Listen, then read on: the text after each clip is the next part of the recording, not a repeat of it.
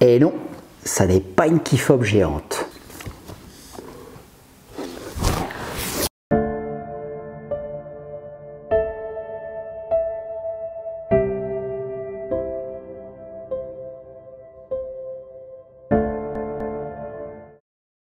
Avant toute chose, je veux m'adresser aux puristes et aux défenseurs du minimalisme de la Tesla Model 3.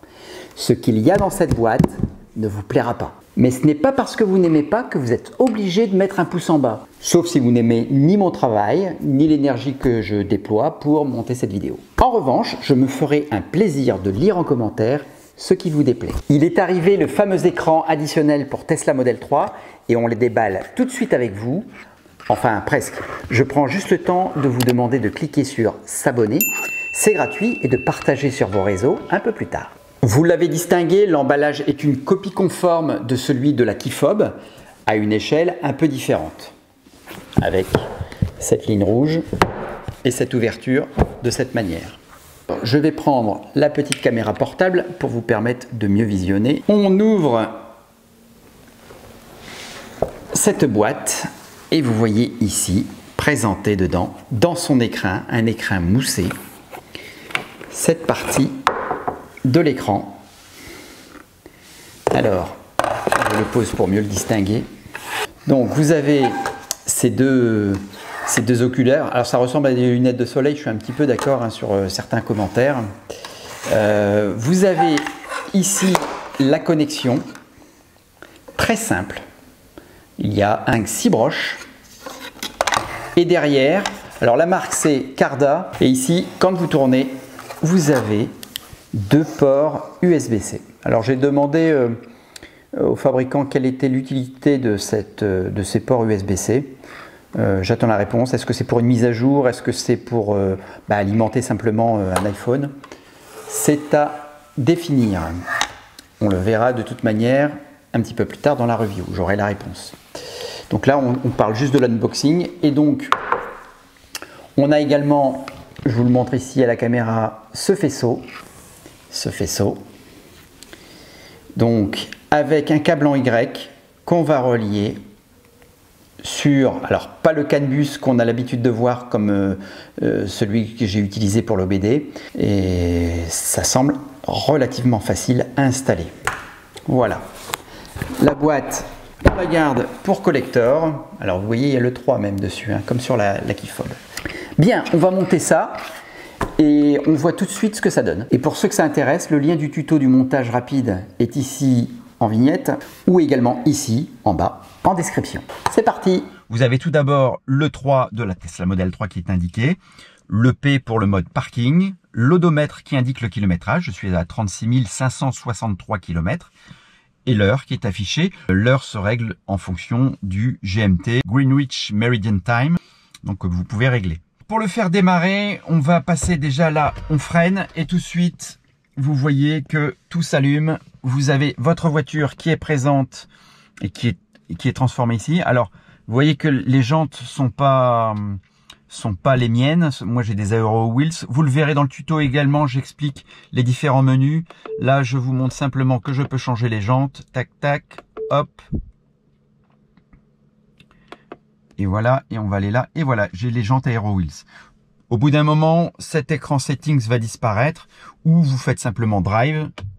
Et là, je suis en drive. Il me met qu'il est prêt à démarrer, enfin le véhicule est prêt à démarrer. Vous avez ici la charge, le pourcentage de charge batterie. Vous avez ici le kilométrage de votre parcours. Et il indique déjà, première indication, la vitesse limite dans ce secteur. Donc vous avez déjà quelques informations assez importantes qui apparaissent juste en face de vous. Donc le H signifie le hold qui apparaît également ici. Donc là il apparaît en rouge. Je relâche le frein, je démarre et forcément le hold disparaît.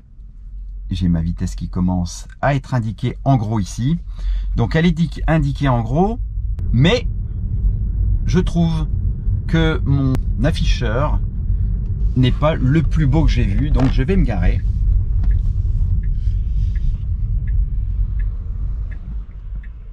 Voilà. Et je vais mettre un autre afficheur que je trouve beaucoup plus joli. Alors, point important, vous avez vu le clignotant, hein, que je mette le clignotant ou les feux de détresse.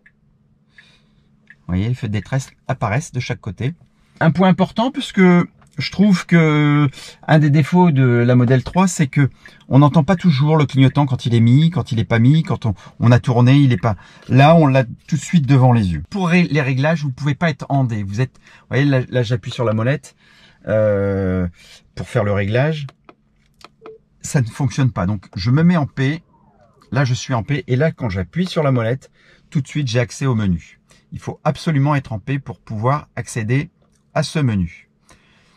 Vous avez, donc là je suis en thème simple, je vais me mettre en classique, j'aime bien cet écran, cet afficheur là.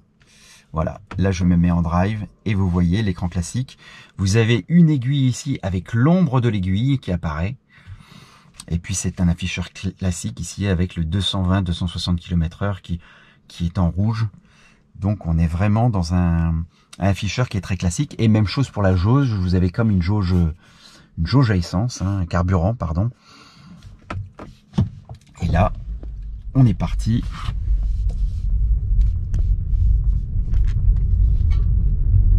La lecture est un peu moins aisée que sur l'autre afficheur, puisque l'autre afficheur vous l'indiquez en gros la vitesse.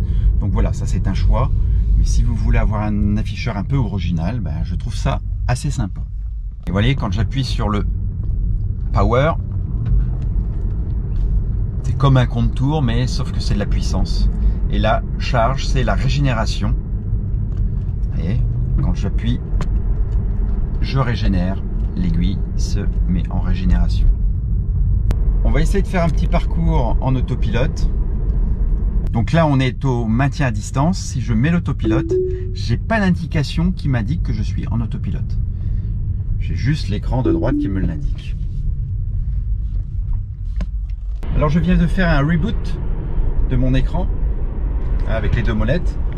Avantage de cet écran, c'est que voilà, j'ai toujours les données en km/h. J'ai toujours mes données de vitesse qui sont disponibles. Et l'écran là est en train de rebooter. Il y a les feux qui sont apparus. Alors là, je fais un appel de phare. Et vous voyez, là, l'appel de phare est indiqué également. Je mets mes phares en auto. Ici, ils sont en auto. Mais par contre, ici, pas d'indication. Donc, un certain nombre d'indications, mais pas toutes les indications qui sont quand même sur votre écran principal. Donc, nous sommes en autopilote. Je vais rouler un petit peu plus vite. Et là, il me dit, vous voyez, ça commence à clignoter en bleu, il me dit de mettre les mains sur le volant. Donc, autre indication. Ça clignote bleu un peu plus important. Là, j'ai une alerte qui s'affiche en orange. On va laisser passer les différentes étapes. Là, le volant devient rouge. Ça clignote vite. Et là, il clignote rouge-noir et il arrête l'assistance au maintien de cap.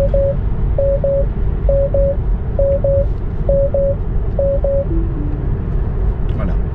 Donc vous avez quand même quelque chose qui vous alerte en supplément. Donc nous voilà à l'arrêt. Nous allons vérifier une dernière chose, c'est au niveau des éclairages. Je mets par exemple l'anti-brouillard avant. Et ici, on s'aperçoit qu'il n'y a rien du tout qui s'affiche. J'ai juste mes veilleuses qui sont allumées, mais en termes d'anti-brouillard, ça n'est pas indiqué. Là, ils sont allumés, je mets même les arrières, et ici, je n'ai rien. Avant de conclure, je remercie les 4200 premiers abonnés à m'avoir fait confiance et avoir suivi mes vidéos et les avoir likées le cas échéant. Donc si vous n'êtes pas encore abonné, aidez-moi à franchir le cap des 5000 abonnés. Au bout des 5000 abonnés, je ferai un live spécial. J'ai plein de petites choses à vous communiquer en live. Donc à l'heure de la conclusion, je vais vous donner tout d'abord les défauts de cet écran et ensuite on verra les qualités. Alors pour les défauts, je l'ai dit en introduction, cet écran n'est pas fait pour les puristes. Ceux qui veulent quelque chose de complètement dépouillé. Ça fait partie de l'ADN de la Model 3. Cet écran qui est central, dépourvu de tout autre assemblage. Donc ça, pour certains puristes, c'est un défaut. Le deuxième défaut, c'est que c'est une question que se pose beaucoup de monde, savoir si le montant du volant ne gêne pas à la lecture. Je vais vous montrer ce que moi je vois. Je vais essayer de vous recentrer. Je vais vous montrer ce que moi je vois quand je suis face à la face. Voilà. Ça, c'est exactement l'image que je vois à hauteur d'yeux de cet écran. Donc, vous voyez qu'ici, il y a une partie qui est dissimulée. Alors, si je fais réglage volant, donc là, je vais régler le volant en hauteur. Donc, forcément, si je monte un petit peu le volant, là, j'aurai quelque chose de plus libéré. Mais pas encore. Je mesure 1,82 m. Je pense que si j'avais un bassin un petit peu plus petit, je pourrais arriver à une visibilité totale. Je pense qu'ici, on va le voir, le pied, il est beau, il est joli, il est intégré. Par contre, il aurait mérité d'être un petit peu plus court. Alors, je ne sais pas s'il y a capacité à pouvoir upgrader l'ensemble, pouvoir redétacher l'écran pour avoir un pied un petit peu plus court. Mais si ce pied était, allez, disons-le, 3 cm plus court, on aurait vraiment une vision qui soit comme ça. Troisième défaut selon moi, c'est pas un défaut, c'est plus un manque. On l'a vu, tout n'est pas indiqué à l'écran. On a, vous voyez le hall là qui est indiqué. À la limite, je m'en fous un peu. J'aurais préféré avoir le signalement des antibrouillards, ou avant, arrière, ou d'autres informations. Quatrième défaut, et non des moindres, c'est son prix. Cet écran est vendu sur Amazon à 550 €. Je vous mets un lien dans la description si vous êtes intéressé par l'achat de cet écran. Je vous mets également un code de réduction qui vous permettra d'économiser 20 €. Donc vous le toucherez à 530 € au lieu de 550 €. Voilà, on a fait le tour des défauts. Maintenant, les qualités. Première qualité tout d'abord, honnêtement, il n'y a pas de concurrents qui font des afficheurs aussi épurés, aussi sportifs que celui-là. Il a un look vraiment Lotus, on pourrait dire même moto. Et donc c'est quelque chose qui est avec ces arrondis, qui vient en harmonie aussi avec l'arrondi du volant. Franchement, en termes d'esthétique, s'il y a un écran qui se dégage par rapport aux autres, c'est celui-là. Je compare notamment au premier écran de chez Hansho, qui ne donnait pas vraiment beaucoup plus d'informations, qui était de forme rectangulaire et qui pour moi était beaucoup moins intégré à l'intérieur de la Model 3. Deuxième qualité, et c'est une qualité qui apparaît forcément en comparaison à l'écran que je nommais tout à l'heure de chez Hansho, le premier écran. L'installation ici est parfaite et n'altère pas, j'ai testé, n'altère pas le flux d'air. Et on a vraiment le flux qui reste constant. Troisième avantage, c'est la personnalisation de l'interface. Et quand je dis la personnalisation, c'est pas seulement au biais des menus qu'on a traversés. Vous avez une personnalisation qui pourra être évolutive dans le temps. Je vous ai parlé tout à l'heure des jantes. Eh ben, il pourrait y avoir des implémentations dans le futur. Et ça se fera d'une manière simple grâce aux 2 ports USB qui apparaissent au dos.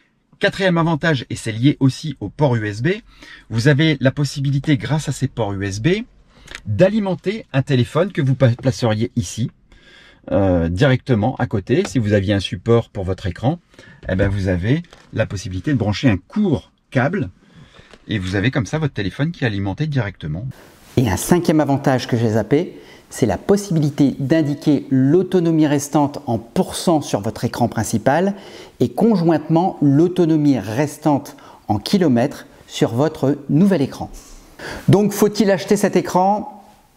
Si votre budget le permet, que vous ne faites pas 1,80 m avec un volant en position haute, vous pouvez y aller. En revanche, si vous ne remplissez pas ces critères, sachez que vous aurez la partie supérieure qui sera légèrement cachée par le volant. Il vous sera peut-être alors préférable d'attendre une version 2 qui réglerait le problème de la hauteur. Merci de m'avoir suivi jusqu'ici. Il me reste à vous souhaiter à toutes et à tous et à votre famille un très joyeux Noël. Ciao, ciao!